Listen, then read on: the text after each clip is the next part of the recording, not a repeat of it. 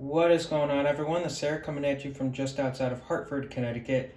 And today we're going to look back at the 2020 NFL playoffs as well as Super Bowl 55. Now, today is Monday, February 8th, the day after Super Bowl Sunday. So it's all fresh in our minds, but now's a good day, as good as ever, to do the recap.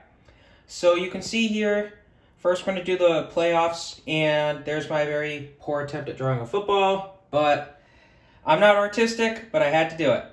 So we'll start with the AFC here. And I know it's a little messy, I apologize for that. But basically, we had 7 teams make the playoffs. Kansas City was the 1 seed, so they got the bye. Then we had the 2 seed, Buffalo Bills, host the 7 seed Indianapolis Colts. That was a much closer game than anticipated. Indianapolis played a very close game. They kept the game competitive. They were in there, they were ready to win. And Buffalo was just there. Buffalo kind of looked a little slow. Now, Phillip Rivers has essentially said he's retiring. So this was Phillip Rivers' last game. His last pass was, of course, a Hail Mary attempt that was knocked down, as Buffalo held on to win that game 27-24. Then we had the 4 seed Tennessee Titans play host to the 5 seed Baltimore Colts. Baltimore went in there, and they looked ready to play. They would basically be able to stifle the Derrick Henry show. Derrick Henry couldn't get enough running on that team, as Baltimore pulled a little bit of an upset with a 20-13 victory on the road in Tennessee. Then we had the 3 seed Pittsburgh Steelers playing host to the 6 seed Cleveland Browns. Keep in mind, Cleveland had defeated Pittsburgh earlier in that season, in Week 17, just a week prior, and Cleveland held on. Cleveland showed that they were the dominant team. They took an early 14-0 lead against Pittsburgh, and they just never let go of that lead, winning, holding on, defeating Pittsburgh in a bit of a dogfight, 48-37. Pittsburgh's pretty disappointing. That remains to be seen if Roethlisberger returns for the 2021 campaign, but if he doesn't, he had a good run.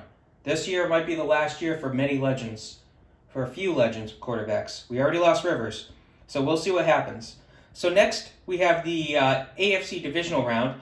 So we have the 1 seed Kansas City Chiefs playing host to the 6 seed Cleveland Browns.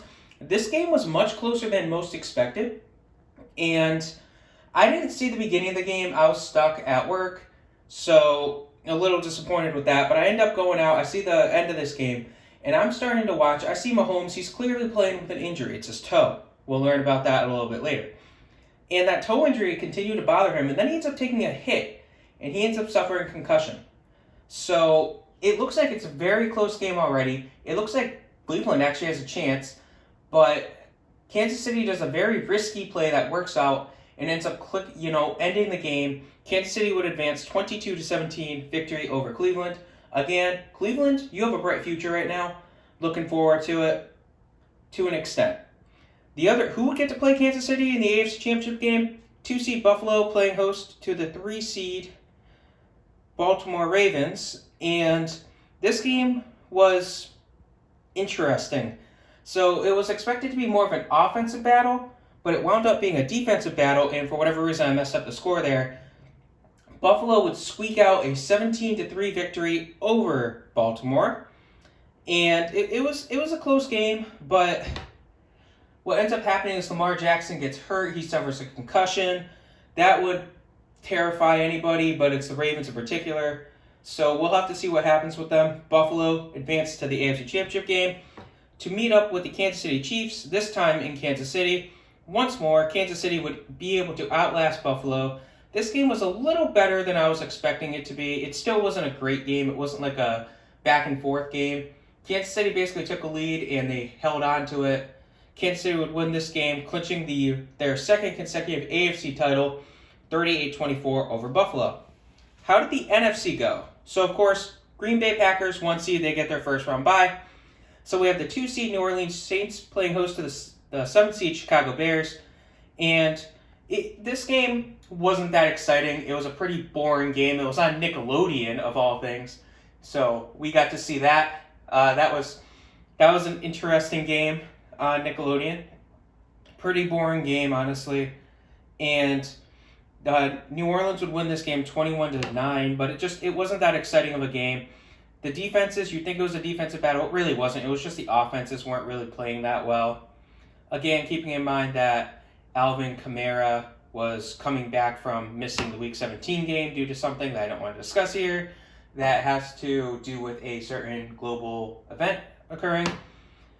So then the 3-seed Seattle Seahawks would play host to the 6-seed Los Angeles Rams. This game is interesting as we would see the Rams starter, John Wolford, go down with an injury, and Jared Goff steps in, does what he can, but it's not enough. It is enough, I should say. Seattle just didn't look good, and that Los Angeles defense was there. They were playing very well, despite the fact that Aaron Donald seemed to get hurt during this game. LA would defeat their rivals on the road 30-20, leading us up to the last round, the last matchup of the wild card round between the 4-seed Washington football team and the 5-seed Tampa Bay Buccaneers. This game was a lot better than I was expecting. Tampa Bay looked like they were going to cruise early, and Washington ends up keeping it close enough, keeping it competitive, and the Washington pass rush was not able to capitalize on Tampa Bay, so Tampa Bay would end up winning 31-23. Again, much closer game than I was expecting. So we have the 1-seed Green Bay Packers playing host to the 6-seed Los Angeles Rams, and this game just wasn't that great, so the Packers would end up winning this game. Again, it wasn't that great, and it just wasn't exciting. Then we have the New Orleans Saints playing host to the Tampa Bay Buccaneers. And unfortunately for us, those of us who don't like Brady, we would see Tampa Bay take out the victory on the road in New Orleans. Again, this wasn't a very exciting game either. It was kind of there. It was a bit of a dogfight, but it wasn't a great dogfight. That would see Tampa Bay advance to the NFC Championship game with a 30-20 victory. Of course, the biggest thing that happened after was it was announced that Drew Brees was pretty much contemplating retirement. So, yeah, and then now he still has yet to officially announce his retirement, but he restructured his contract with the Saints, so he's making veteran minimum.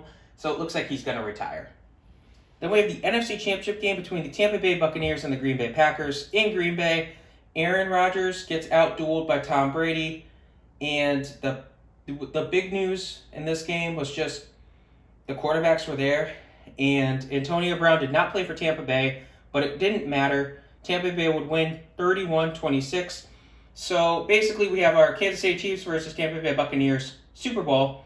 Kansas City got there with their first round bye, then defeated Cleveland 22-17 and knocked out Buffalo 38-24.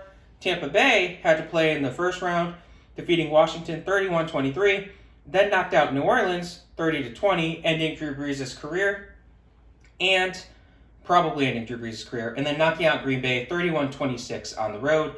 3 road games to get to play a home game in Super Bowl 55. So now we're going to look at the Super Bowl. And Super Bowl 55 was between the Kansas City Chiefs and Tampa Bay Buccaneers, obviously. So the first quarter was relatively quiet. It saw the defenses pretty much show up. So the first drive for Tampa Bay was a 3-and-out. Brady looked a little rattled.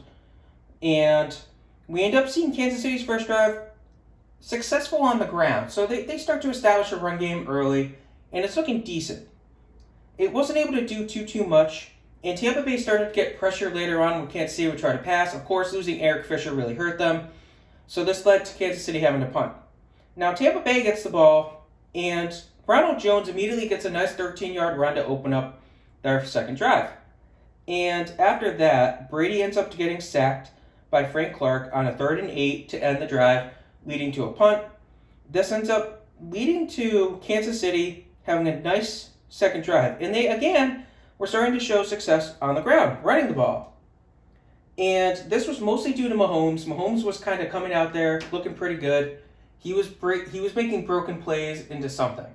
So he ends up getting some good field position, and the team would end up kicking a field goal, taking a 3-0 lead. Unfortunately for Kansas City, that might be their highlight. So Tampa Bay ends up going out there, and they really seem to click for their third drive.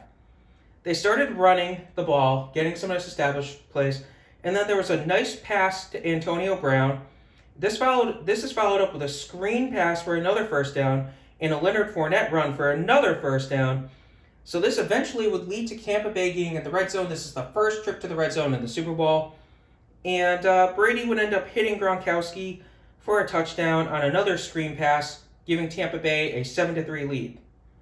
So then a solid kick return would start off the third drive of Kansas City with decent field position, but Jason Pierre-Paul would start to make his presence known by breaking up a pass on a first down, and then a quick pass would end the first quarter with the score at 7-3, Tampa Bay.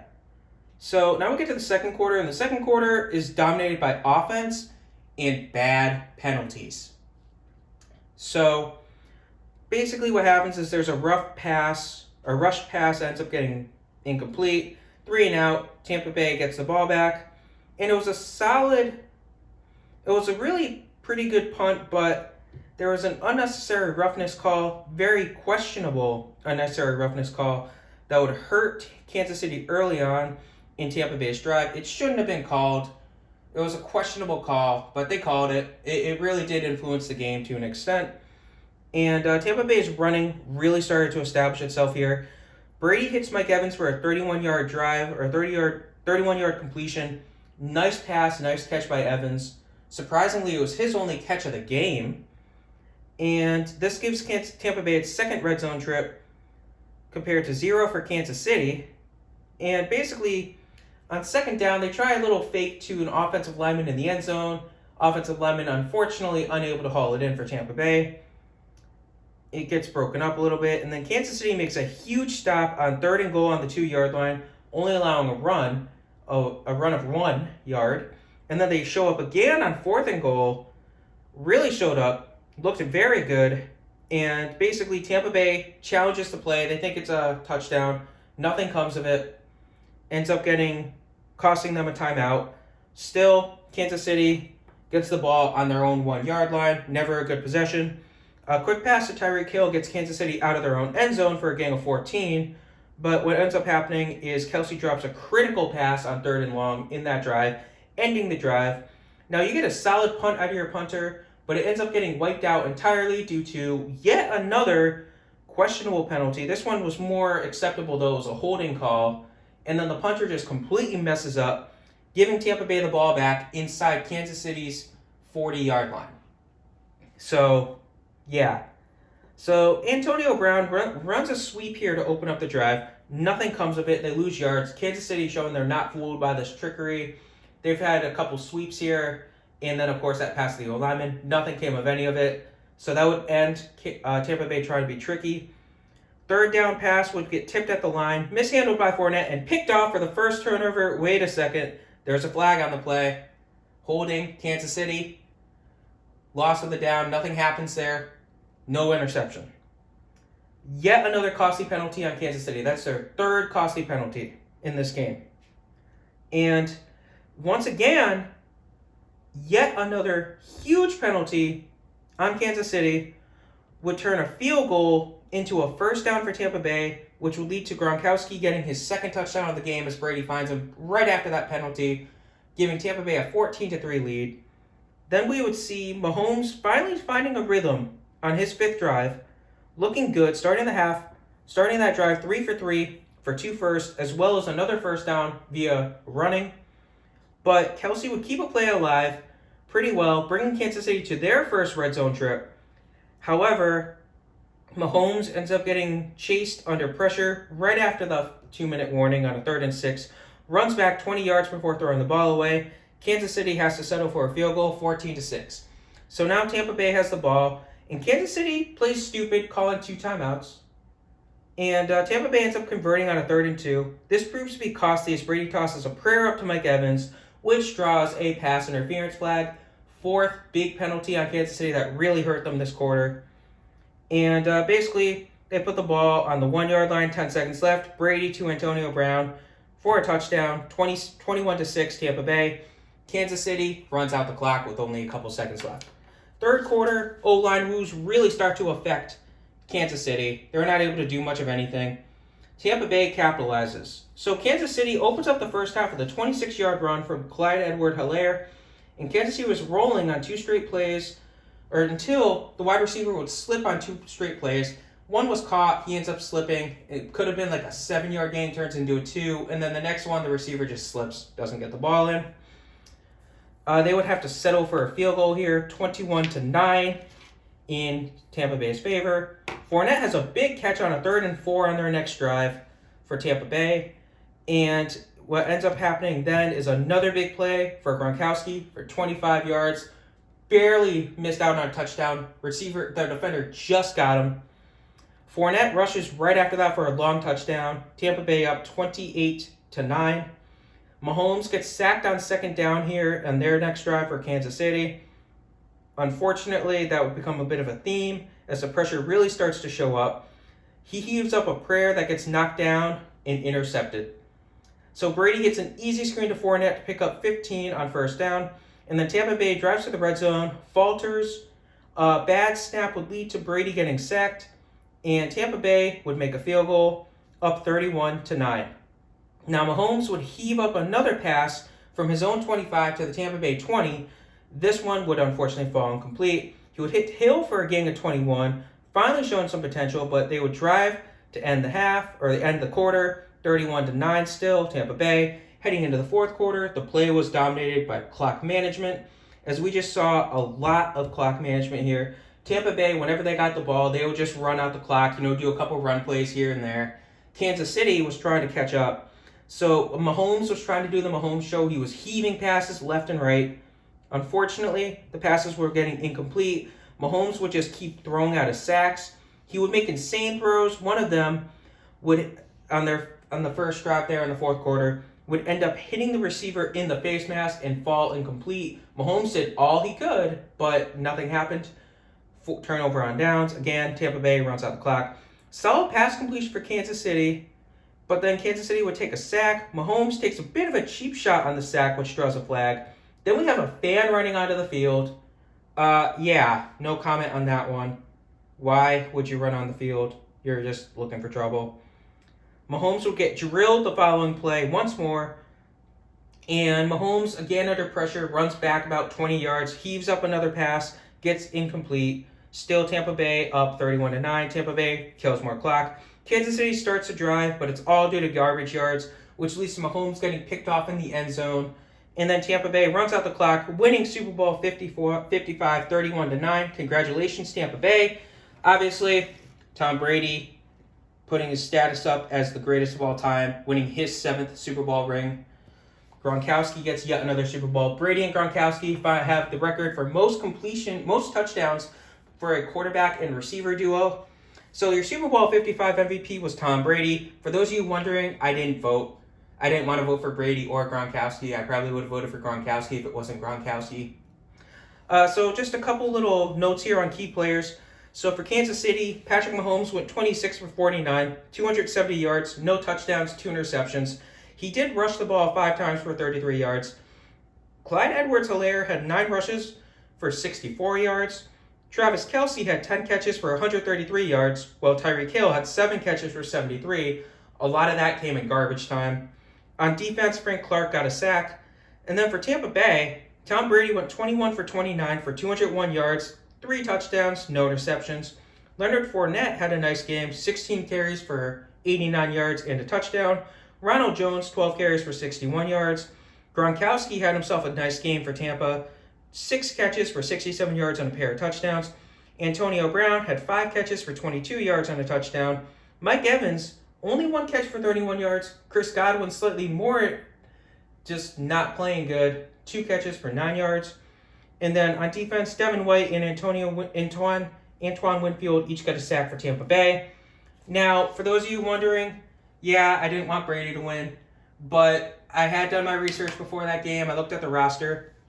3 former Eagles were on that Tampa Bay squad. Of course, LaShawn McCoy gets his 2nd ring. Kenjon Barner gets his 2nd ring. His first, of course, came with the Eagles in 2017. McCoy's first came with the Chiefs in 2019. And lastly, former center A.Q. Shipley gets his first ring in the NFL. So yeah, that was the 2020 NFL playoffs. Hope you guys enjoyed this video. Have a good rest of your day, and congratulations to the Tampa Bay fan base. Shout out to you guys. You deserved it. It was a great win. It's no longer just the John Gruden show. You guys have your second Super Bowl in franchise history. And there are some players I'm happy that got the ring. Of course, the 3 aforementioned Eagles. I'm happy that AQ Shipley gets a ring. He's probably going to retire now. He was barely on the team. I think he was on a reserve list. Other than that, I'm happy to see Ndamukong Suh get a ring. But he's been trying to ring chase for a while. He finally gets one. So, hope you guys enjoyed this video. Hope you guys enjoyed the playoffs. I sure did. Have a good rest of your day.